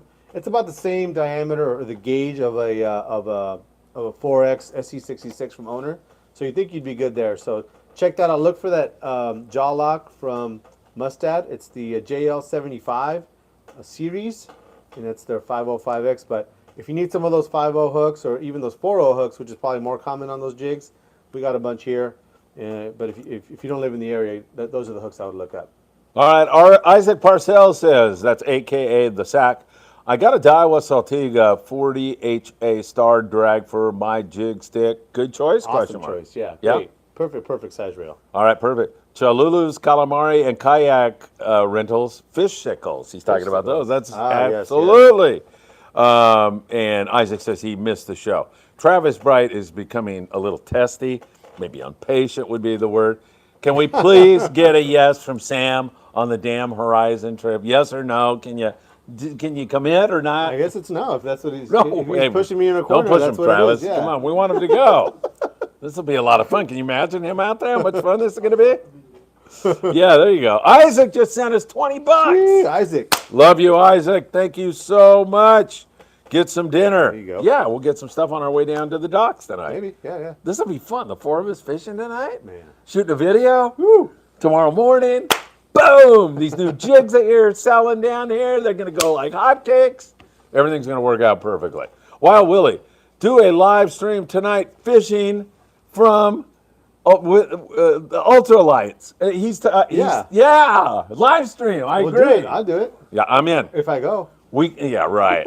We should be able to pick up the Wi-Fi from 22nd and do Sure. that'll be bitching. I'm in. And then you'll have the Freedom leaving, and you have all this excitement I down won't be there. there that late. All right. PNS Harnack. Hey, Sam, on your Island Tackle website, there is a contact us section. I sent you a message and never heard back. Boy, I get the same thing on my website, too. I just have too many balls in the air right now. Boy, he's really picking on us. actually, on First that it's one, the microphone, and I go will ahead. explain something. I'm not an internet guy. I'm not a computer guy. We kind of set that website up around the time of COVID, and I did my best to do it. I had some guy help me, but there's all kind of updates and things you got to do, and honestly, I just haven't kept on top of it. I know that feature, that button that you click on to do that, for some reason is not working with my Gmail or something like that. There's definitely an issue that's going on to where those emails don't get to me most of the time, to be honest with you. I'd say the best way to get a hold of me or to send me a message is through social media. You could do it through Facebook or Instagram. I'm usually really good with that because that alert will come up right away when you send me a message. So I do apologize for that. Anybody else who's tried to send me a message through the website, the best way is to do that. Or else you can just send it directly to my email at sam@islandfishingtackle.com.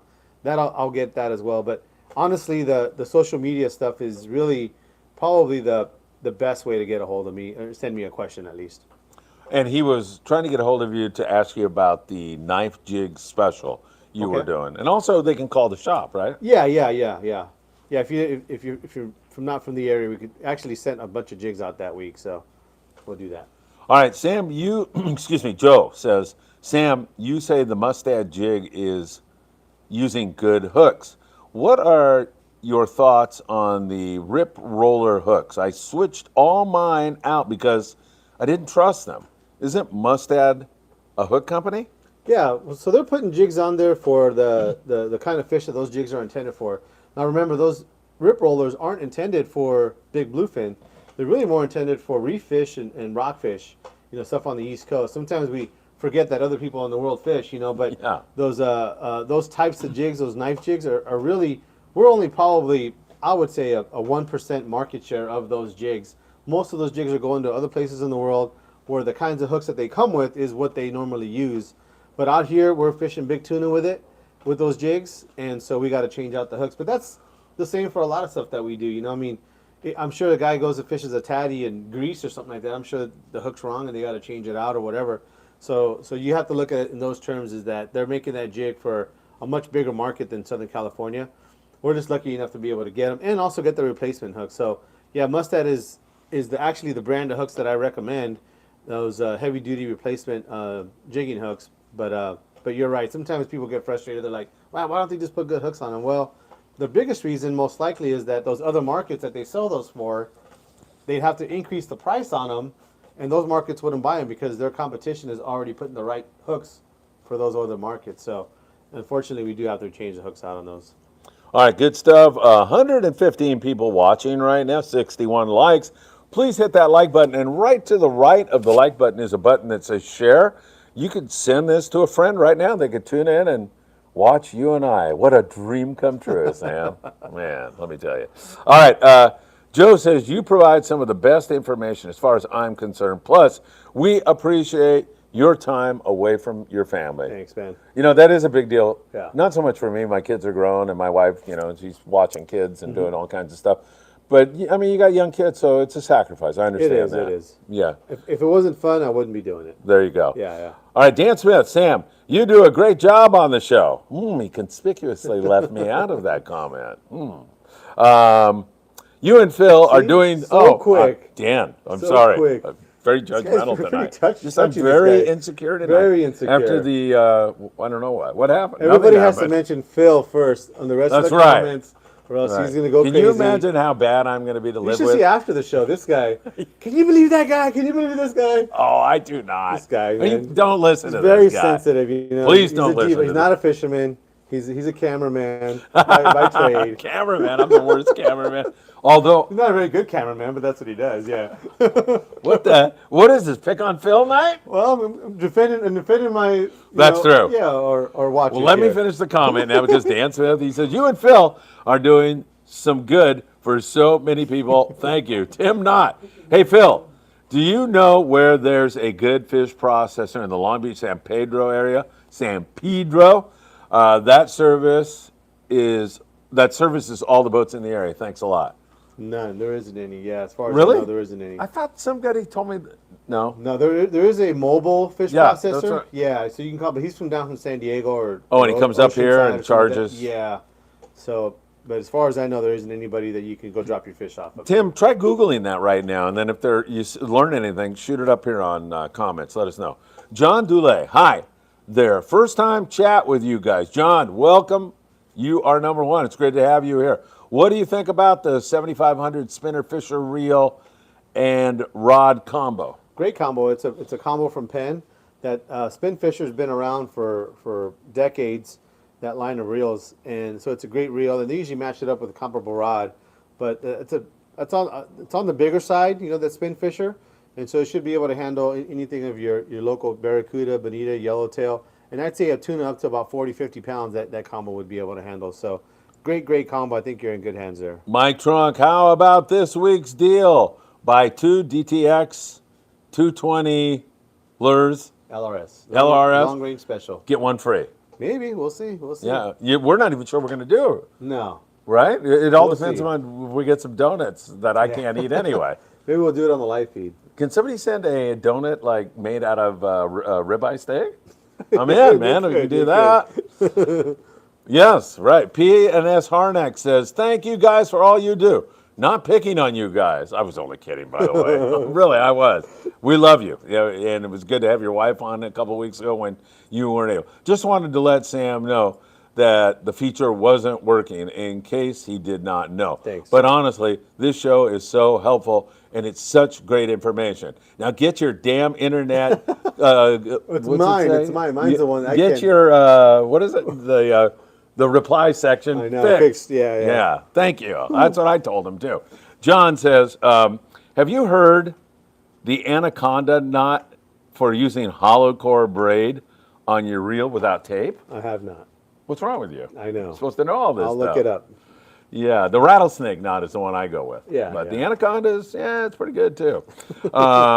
What's the price of that Rapala above the door I know, huh? and the proper trolling speed for that? P&S Harnack. Yeah, wants to know yeah. that. That's a decoration there. Yeah. In fact, I probably got to order some of those. I have a lot of people who do ask me for them. I know. I gave one to Joe Gallagher, who I need to. I have to give a great deal of thanks to Joe. That's where we stored all the stuff. Oh, okay. Craig's been over there many times. Bob's been there. So I need. But Joe, I gave him one. I forget who gave me one, but somebody gave it to me, and I gave it to Joe. Okay. Still in his office. Right? He's got Kid Rock, you know. So I say he does all the rock bands, and he takes those guys fishing too all the time. So he had some big band out once. Can't remember who it was, and he was at Catalina, and he goes, "I can't find any fish. What?" Well, I go, "Where are you?" And I just kind of pointed him toward a bank. So wherever he was, I said, Head that way. like to the 277. And 5 minutes later, he finds a kelp just loaded with Loaded. flatheads. Oh, man. And just he limited everybody out. It was just sheer luck. Yeah. But it was so bitching, you know, because he had these guys that are rock and roll guys, and it was good. 120 people watching right now. We are rocking and rolling tonight here, and we can't thank you enough. Hey, why don't you tell everybody your location while I find my place again and the days that you're missed open. a question there. Oh, I'll go back and find that while you So, yeah, give your location. Read Joe's comment. You'll see you missed a question there. Okay. So we're at 21809 Avalon Boulevard. We're in the city of Carson. Phone number here is 310. What's my phone number again? I don't know. We're at 21809. I know H&M's. 21809 Avalon Boulevard. We're in Carson, California. We're open 10 to 6 Monday through Saturday. Sleep deprivation I is know. not good, let Not me good, tell man. you. Orange County Fair, I go to bed at 2 and I'm up at 4:30, baby. Rock and roll. I missed Chris's question, I'm thinking, Yeah. right? Yeah, okay, thank you for pointing that out. Chris Sudath, thanks for joining us, by the way. I'm heading out on the jig strike September 2nd through the 4th for a 2-day. Will yellowfin and dorado be within range then? I went in August of last year on the El Capitan, and it was incredible. Absolutely, they will be in range. With an El Nino predicted, I'm thinking yes. No one never knows. Albacore?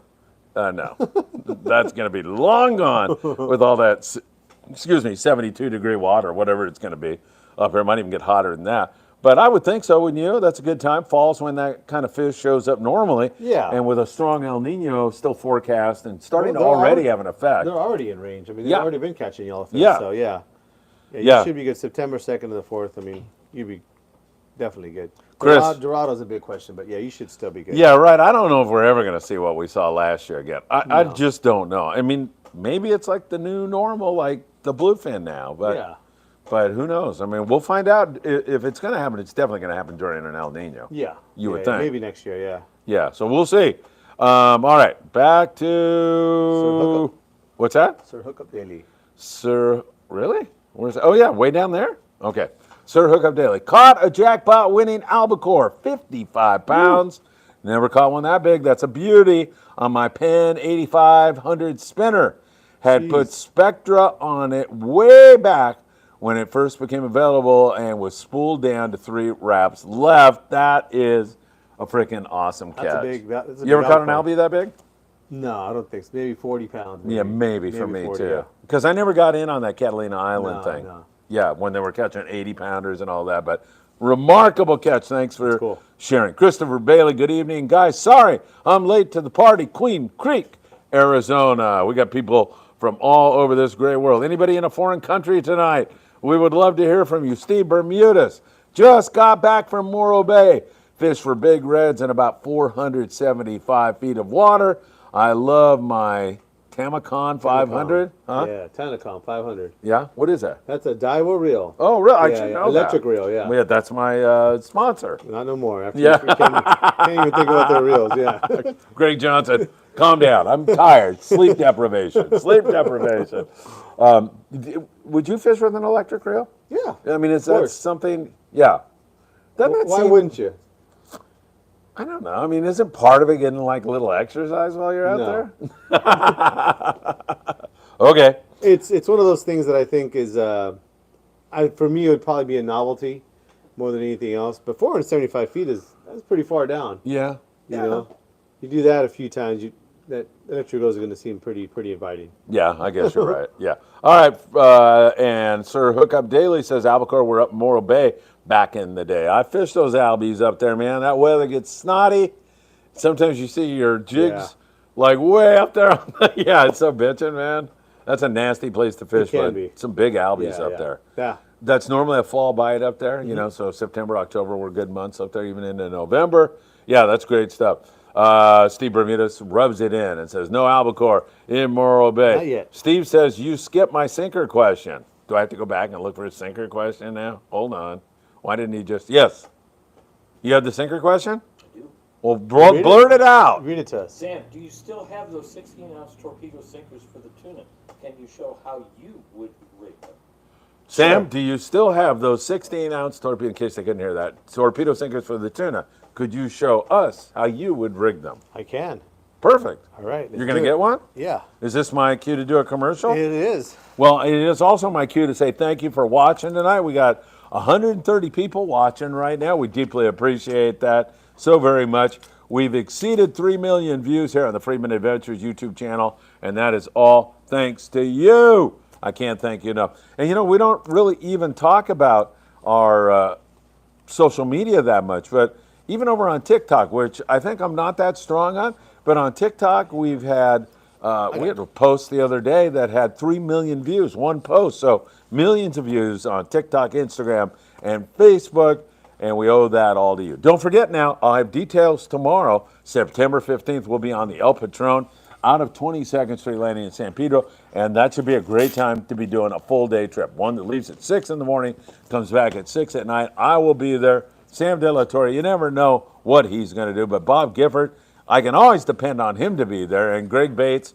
depending upon the coffee shop scheduling, he may or may not be there because he loves to get some early morning coffee, and sometimes we just can't keep him out of the coffee shop. All right. I don't know how we do that. So 16, All right. this is a 20-ounce sinker, but same deal here.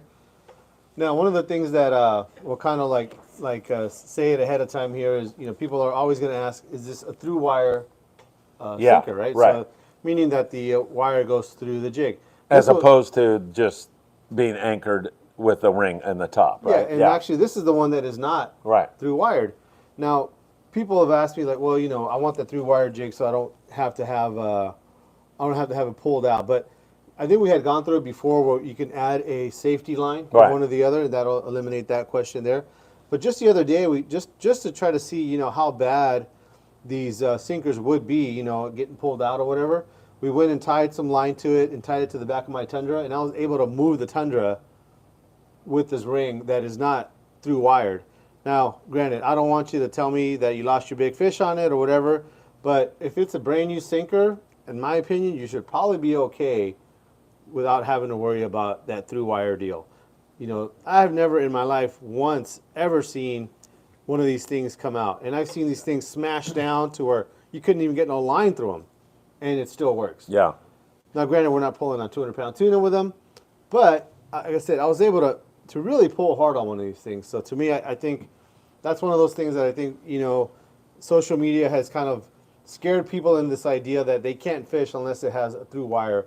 If you have that concern, throw that safety line on there and you'll be fine. But if it was me, I wouldn't worry about it. I think you'll be fine with just a regular sinker. You don't have to go out and search out one of those. Open one of these here. If you can't open that up, and I'll open this up here to show how to put a hook on it.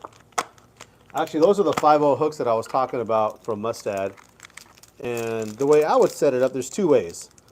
One of them, which is probably not something most of you guys would do, is what I did for myself, is that I took one of those hooks, a 5/0 Mustad, How the hell do you get this thing out of here? and I should have given it to somebody else, yeah. And I attached one of these clips here to be able to easily attach it to the sinker. I'm tired. He can't get it out either. Okay. How many is it going to take, huh? And so Catholic school education pays it's off. it's attached already. That quickly, it's attached there. So this is a escape-proof snap from Amoy. Now, these snaps we don't sell by themselves. It comes with a sinker. I'm sorry, with a swivel attached to it. So you're gonna have to cut that off and then weld. You know, do a silver solder to attach to it. But that's what's one way to do it, and I like that a lot. Hey, there it is. Bob Gifford was able to help us out here. Thank you, Bob. Yes. I could have done that. He ripped the box apart. Oh, I didn't read on the box that said childproof, so I shouldn't have given it to the child. To the children. Yes. Yes, please. Don't just single me out. So the other way to do it there is to take a split ring and put it on to the treble hook. Now, which split ring am I using? In this case here is actually my last pack. It's the Hyperwire number 10. And they do make a heavier duty one, but I will say that opening that one up and getting it around the wire of the hook isn't that easy. Do you want me to go out and get the camera and get close to it? No. Okay. And these guys have seen me do this a bunch of times here. Maybe. And so just a split ring, attaching it there. That's all I would do. Then up on top of here, on the top, I would just add a 200-pound leader. I know some guys will add the assist hooks here at the top. I personally don't think you need it. This nice, super sharp mustache treble hook is going to be all you need. Or if you can find that ST66 owner, which is something that I would still recommend, put that on there, 4.0 or 5.0 size. But that's as easy as putting that guy on there. And if you're handy enough to do some silver soldering and cut one of these clips up here, that can be attached that quickly there. Oh, wow. So that's pretty easy. Yeah. And you could take it off when you're done and reuse it or put it on another lure or sinker or something like that. So that's all I would do there. And just like I said, just attach your bite leader to the top of that and you're good to go. Excellent. 130 people watching now. 68 likes. We need 100 likes out of you if we're going to hang in here tonight, Go right? fishing. Well, yeah, we're going to, let's just get go. through this and Yeah. go. Hey, that's a good idea. All right. We got a sinker, a.k.a. the Sack. That is Isaac, our friend Isaac. Any tips on cleaning scales off your rod? I would definitely see a doctor if you had scales on your rod. Yeah. Right? Yeah, but Any tips on that? just take your time. I mean, make sure your rod it doesn't dry on there. As soon as it gets on there, I'd say take it off. Take them off as soon as possible. One of the things that I do, just as a habit, is you go get a bait, put it on your hook, and I'll go and I'll put my hand back in the bait tank, and then take off the scales there and wipe it on my clothes. It's going to come off your clothes a lot easier than your rod. So a lot of times we get in a hurry, we'll pin on a bait and go to the rail and cast out, which is fine. But that extra, tenth of a second that's going to go and put your hand back in the bait tank and just dry it off on your clothes. To me, that's going to be the best way to keep them off your rod to begin with. All right, very good answer. Blue Skies. You don't remember the question, huh? I don't. Say, I'm looking through my tackle box, and I've got a boatload of Owner Mutu 5163 circle hooks. Are these the heavy-duty hooks you mentioned? If it says Mutu, just Mutu, not Mutu Hybrid or Mutu Light, if it's just Mutu only, then yeah, that's the right one. And then, like I was saying before, the ones that are too heavy are the ones that say Super Mutu. But if it just says Mutu only, you're good to go. Steve from the Island Fishing Tackle said he fished those big owlies with Russ Iser, legend in sport fishing, Yes. on the first string. That must have been awesome. I loved Russ. Great guy. David says, what is your opinion on the Penn Fathom 2 speeds, 30 and 40 specifically? Great reels. I'd fish those for that 30. I'd probably fish 30 and 40 and 50 on. That 40, you can fish 40, 50, and 60 on. Great reels are probably one of the most popular reels on the market. You're in good hands there. Joss Adriano, Yellowtail Fishing at Catalina, how to target them and avoid the 3Bs. He didn't want to catch any bonita, barracuda, or bass. Yeah. He wants forkage. Yeah, that's going to be a tough one to specifically target them where you're not going to catch anything else. How about I was going to say a bigger surface iron maybe? Yeah, but a lot of those times those fish are all together. I know. They're all eating the same bait, in the same places. So it's kind of hard to really say you'll do this and you won't catch those. Right. I mean, if you fish live squid, I've caught bonita on live squid, but I mean, you're going to catch calico bass on Bass for sure. Yeah. Yeah, and so I don't know if I don't remember catching much barracuda on squid, but anyway, it's a tough one. I mean, I think you just need to catch more and more and more fish, and finally you get to that yellowtail, right? Yeah, and sometimes too is those yellowtail will kind of be off by themselves, and with not a whole lot of other fish around, but that's pretty tough sometimes. Sometimes you kind of just stick around and maybe weed through those 3Bs, and eventually those yellowtail will come through. So kind of just stick it out, I guess. Sir Hookup Daily says, I missed the first string. Boat, great fish killer. By the way, that boat is being refurbished in Ensenada. I was down there and I saw the guy working on it. It needs a lot of work, but he's convinced he's going to be able to get that thing up and running again. Not sure what he was going to do with that. I can talk to Louis Prieto. Louis is an American that moved down to Ensenada, opened a bar up, and he has It's for Real Sport Fishing. He fishes down there, but Louis tuned up with that guy. So I'll look into that a little bit more. But the first string's in Ensenada, Baja California Norte, and they are doing some work on it as we speak. Andy says, Phil, I have an overnighter on August the 15th. What should I expect? Thanks. Andy, it's going to be a great one because we have one August the 15th. And if you happen to have that trip out of San Diego, you can expect some really nice hors d'oeuvres over on the horizon. Before you go, come on over, say hello, and join us. It's on us, man.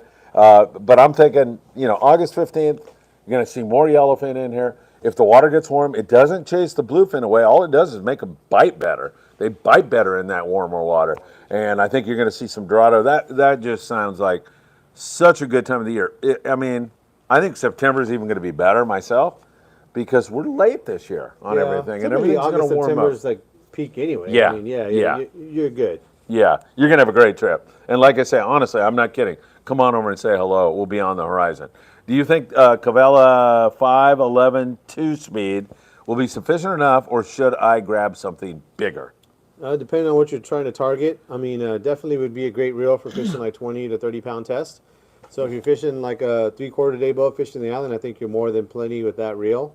If you're going to go offshore and target some of these tuna, you're definitely going to be a little bit on the smaller side with that reel. I would definitely get something in the next size bracket up. All right, Sir Hookup Daily, 200-pound leader, enough, question mark, not biting through the 200-pound, as I heard before. Yeah, 99.9% of the time, yes. I have seen it bitten through before. I have seen it, chewed through once before, I think 2 years ago on a 3-day trip. I couldn't believe it almost when I saw it. But I would say that was the only time I've ever seen that happen. And I'm sure that was probably an extreme situation. Maybe 300-pound wouldn't have changed that situation.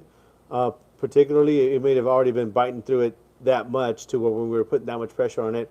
It was a fish we were on for like almost 3 hours. So I'm pretty sure it just must have been in the right spot where it was just chewing, or more kind of chafing right through it. And so, but for all intents and purposes, that's the only time I've ever heard of it being chewed through. 200-pound is pretty much the standard. You're going to see 99% of the people fishing, and from what I've seen, even now, even the size of the fish that they've caught, I think is more than good enough. Christopher Bailey, he says, Phil is in rare form tonight. Yes, what does that mean? I don't know. Yeah. What form Chris, is that? Yeah. Chris is enjoying it. And I say thank you, Chris. Thanks, I don't Chris. care what Sam Make says. this guy feel better. Yeah. Omar, would you replace the hooks on a Colt Sniper? What size hooks would you use on a 250 to 300 gram, 400 gram, and 500 gram rip rollers? All right. So that's a two-part question there. On the That's Colt like Sniper, a 5-part question. What are you talking on about? the Colt Sniper, for sure, I would replace it with that 1.0 ST66 from Owner. But also the Mustad has their 1.0 as well. That's a very good hook as well. So any of those two hooks should be good in the 1.0. And also probably change the split rings on that to like a number 6 or 7. Also Owner. As far as the rip rollers, you're going to be looking at 4.0. It depends on the brand. The different brands, the sizes are different. But we sell mostly the Mustads here. But 4.0, 6.0, 7.0 in those sizes that you're talking about there. The 4.0 maybe for the 250, 6.0 for the 300. And then maybe that 400 and 500 definitely go with the 7.0. All right, Sir Hookup Daily, Mutu circle hooks, good for fish up to how big, Sam?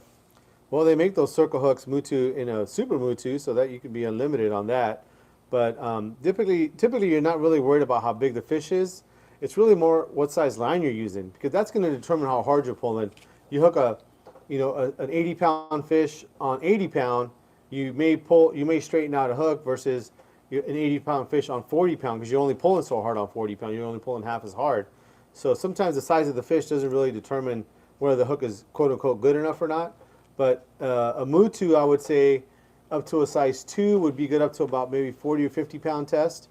You're going to go heavier than that. You're going to go into your 1.0, 2.0, and really more like a 3.0 size. And you'll notice if you get the hooks next to each other, you got to look at them real close. You'll see that the gauge of the wire starts getting thicker as the size goes up on the hook. So you also want to mind that as well. But 2.0, 3.0 for your 80-pound test. And then anything smaller, you're going to be more into like 40 or 50 pound test. All right, I think we're getting close to going fishing tonight, boys. Are you getting excited? Oh, yeah. Oh, yeah, they're excited. Are you? I'm very excited. All right, Worm King Swimbait sends us a $10 bill. And Fish, I'm looking at you right now. Thank you very much for sending that, number one. But you told me about a trip that is coming up, and I'm sorry I didn't commit that to memory. I was doing some stuff this morning. So if you want to put that up here right now, please do, and then I can let everybody know how to join you. And I think I'm going on that trip. I haven't even told these schmucks here about it. So What trip? you guys. So as long as it's not on August the 15th on my good to Horizon go. trip, you're good.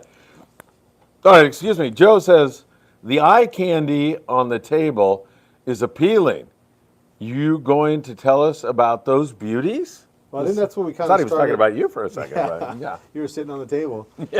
Yeah, I think originally what I was talking about was the new Talica 12, and these are all the reels that are in that size class. Meaning as far as like line capacity. So I just kind of wanted to put out all the reels. If you have a reel or we're looking for one of these reels, checking them out. The new Talica 12. We only got 3 of them, so I'm sure they're going to be gone tomorrow. But this gives you an idea of where this new reel is going to fall if you're looking for one of these other reels. So that's kind of more what I was trying to do, is give you an idea of the other reels that are in the same line class. Dan Smith is definitely looking for trouble tonight. Joe, I was thinking the same thing. I would trade my wife Kim for some of those. Oh man, Oh man. Chinese wife is really going to Yeah. take vengeance on him. Ouch! Oh no, gotta go. He's getting beat up already. I told you. PNS Harnack, is your in your magic crystal ball? Do you think the bluefin will be around? I know it's hard to judge, but do you honestly think they are? Be around what? Like, how long are they going to be around? Yeah, Is I that think the question? so. Yes, I probably know. read it wrong. I So. would. No, you didn't. But Hey. I would say at least for another year. I'm never going to go predicting further than that. But from what Like we some see, people, like some people, yeah. But from the volume of fish we see, I mean, I wouldn't be surprised to see it for another year. He's asking, are they going to be around in November and December? Yes, I say. I would say yeah. With for an El sure. Nino Yeah. predicted, if I that would say yes, manifests itself, then A lot of that's going to have to do also too with what kind of weather. Sometimes that El Nino can bring bad weather. At least on the onset of it. Before we start getting the warm weather next year, the warm water. So we'll have to see what this kind of El Nino is going to bring us. But be conscious too that sometimes that El Nino means a lot of weather. All right, and he also goes on to say that he sees several boats with 3-day trips last week of September, first week of December. He's just scared to book a trip like that. It's expensive, especially when you're coming from Montana. And I'll go back to what Sam just said. It's really impossible to predict those kinds of things. I would be thinking it's going to be good. That would be what I would be thinking, but all you got to do is look at my albacore predictions to know that I'm not too Last good week at of that. September is probably a better bet though, for sure. I agree. For sure. I totally agree. Yeah, but I mean, if you look at the last few years without an El Nino, we've ridden that right into the new Oh year. yeah. I mean, so sometimes too, you think, okay, well, is it a possibility that you can catch a bluefin? Yes, but you're going to be at a better possibility to catch more bluefin earlier in the year. So if you just wanted to come out here and catch a December bluefin to put that, check that box off, you got to come in December to catch a December bluefin. But if your effort is to try to catch more bluefin, the earlier the better. And September is going to be a way better choice. All right, very good. John Moore, who's a great guy. I don't see John on this show ever. He says, hello, Phil and Sam. Greg says hi to you, John. You helped cook all that food at our, what was that, our 1 million or 2 million? Or Could have done it without him. what was it, our 2 million view? 1 million view. You sure? Oh, and then we blew by the 2 million, didn't do anything. Yeah, that's right. Okay, so he says hello. He's a great guy. Not to mention PNS Hardneck up there in Montana. It would be 25 below zero here in Montana that week. So being in San Diego is better than being here. Yeah. No question about that. Yeah, no kidding. Israel De La Cruz. It's always great to see you, Israel. Sam, what's your thought on Mustad Demon Circle hooks? Do you have a preference on hook brands? I love those hooks. We sell tons of them. They do well. I don't really have a preference. I think that you want to look at the gauge of the wire on the hooks. That's really going to be the thing that you want to look at. In the Mustad Demons, they have a 3X and a 4X. The 39942, which is a 3X, and the 39943, which is a 4X. A little confusing. But the 3X hook, up to like maybe a 2.0 or 3.0 would be good up to maybe 25 to 30 pound test. So 2 years ago when we had that light line bluefin 15 to 20 pound test, that 1.0 from them was key. It's pretty much the lightest weight hook you can get away with and fish like 30 pound test. But you have to be careful. Sometimes people they forget what they have tied on, and they'll just tie all the same out of the same bag. They'll tie it on all the rigs, and they get in trouble because they'll tie it on 50 pound, they'll straighten it out, and they'll say, oh man, this damn hook lost me a fish. Well, it's probably because they didn't choose the right hook. See, that's when we talk about getting ready for a trip, is having a variety of hooks. not only in sizes, but in diameters too. You know, the heavier line you're going to go, the heavier hook you're going to need. So be mindful of that. Now that a Mustad starts at a 3.0 in their 4X designation, that 3.0 4X hook is probably the smallest, heaviest hook that you can buy. So that's definitely a hook I would have in my tackle box fishing 50 or 60 pound test. If you want to go stealth, that's going to be the smallest heavy hook that you can buy. All right, JC says, Sam, I have a green RS3 with your name on it. I know those green RS3s are a little bright, but man, I don't know if you know what an RS3 is. Not really. What What is is We'll it? talk about it later. What is it? It's a car. Oh, it is. Yeah, he's a car guy? He's a car. He's actually a manager at a Audi dealership in Santa Monica. Oh. So he's always baiting me with these Oh, he's trying to cool get cars, you. yeah. Are you a car guy? Yeah. Oh, you are? That's an awesome car. Probably one of the most unique platforms that anybody makes. But hard to get car. That green's actually a hard to get color, but not my cup of tea as far as the color. But that's a cool car. I'd like Boys, to see it though. we are down to our last couple of questions, which means we can go Time to go fishing. fish. Yeah. Is he going to go tonight? What's your bet? Yes or no? Is he going? I'll go down there for 20 minutes at least. Okay, cool. All right. I'm in. All right, let's go. Mike Trunk, I was on the Shogun last year, the day after Christmas, 5-day, and we had 26 over 200 pounds. Jeez. Mike Trunk, that's right. I'm telling you, it's going to bite. So get out of Montana. Let's see, AKA, that's Isaac. Ethan and I fished the Gamakatsu number 4 Nautilus circle hooks on our last trip.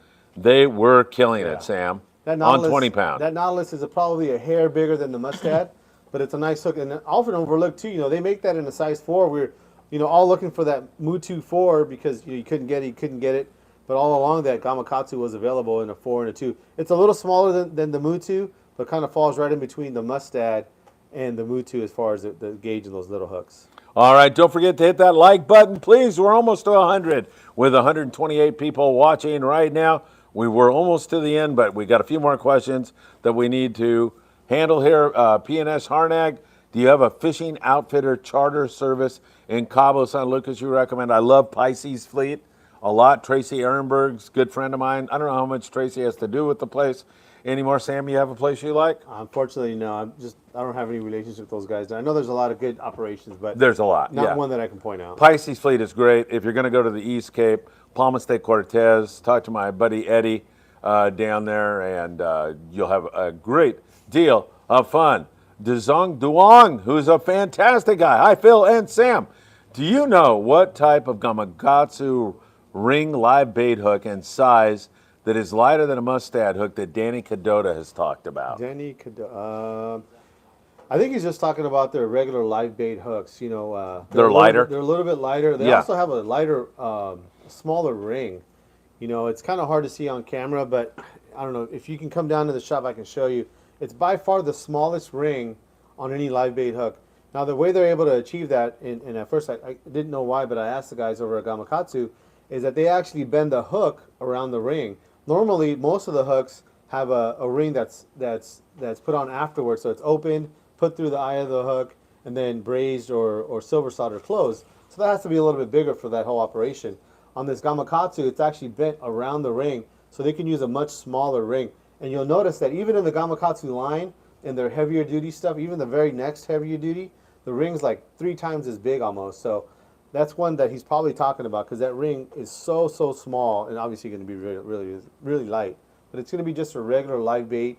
And there's also a live bait light in the catalog or the websites or whatever. Live bait light, that might have been another one he was talking about. You'd have to ask Danny to get the exact model. Yeah. But it's probably most likely going to be a live bait and a live bait light. Those are going to be the two. Joe Sirwald says, tight line, guys, keep them bent tonight. Charles Zimmer, Sam, have you heard of hooks that have a coating on them that helps slide into the little fishy's mouth? Albacore hooks, that's what gets you every time, yeah. I think Charles Zimmer's, they're doing a meeting tonight, and they opened the bar a little early, maybe. Yes, they did, yeah. Chuck, take it easy there. Duong says, hey, Sam, do you know which Halco trolling lure that caught bluefin on that Danny Cadota trip that he mentioned on his American Angler trip?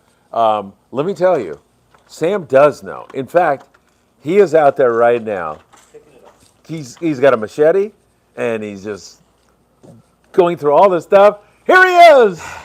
Your question will be answered by Sam De La Torre. Sam, take over. I'd have to confirm with Danny, but from what I saw that we're talking about, it's the Halco Max 220. And there's all kinds of colors.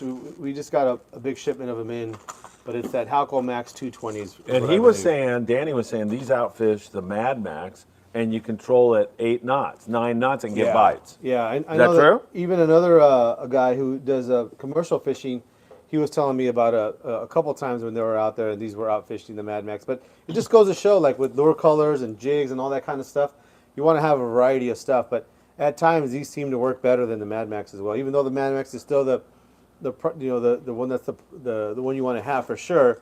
You always want to have something else too. All right, perfect. Joe Surwald says, Gordo Bank Pongas, San Jose del Cabo. He says, obviously, he's fished with those guys. I've heard a lot of good stuff about those guys. Sean Morgan, also, who ran boats out of here for a long time. He's down in San Jose del Cabo also. And you can contact me if you want me to hook you up with him. I'm happy to do that. I don't have that contact info in front of me, but my text, if you want to send me a text, is 657-227-6459. I can hook you up with Sean. It's a pretty pricey yacht that he's on, but it's first class, and he's a good fisherman, so there you go. DJB, late to the show. 3 days coming up this weekend on the Polaris Supreme.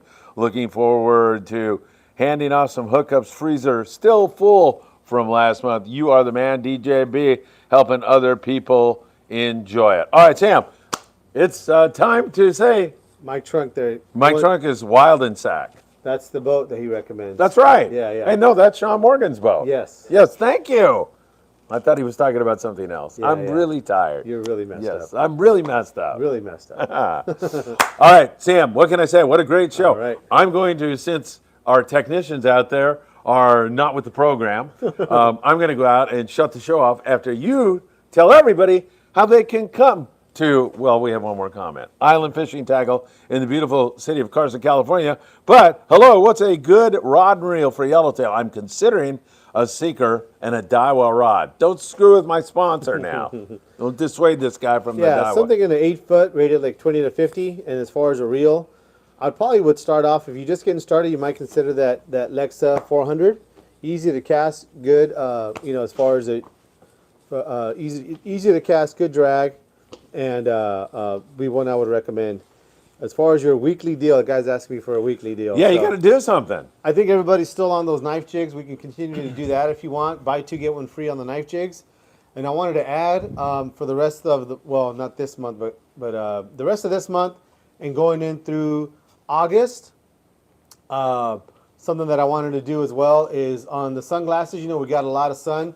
It's been really, weather's been great lately. Is if you want to pick up some sunglasses for the beach or for your next trip, Costa Del Mar, we got a full case of them over there, 25% off of 1 pair of sunglasses. But you got to mention that you saw it on the show.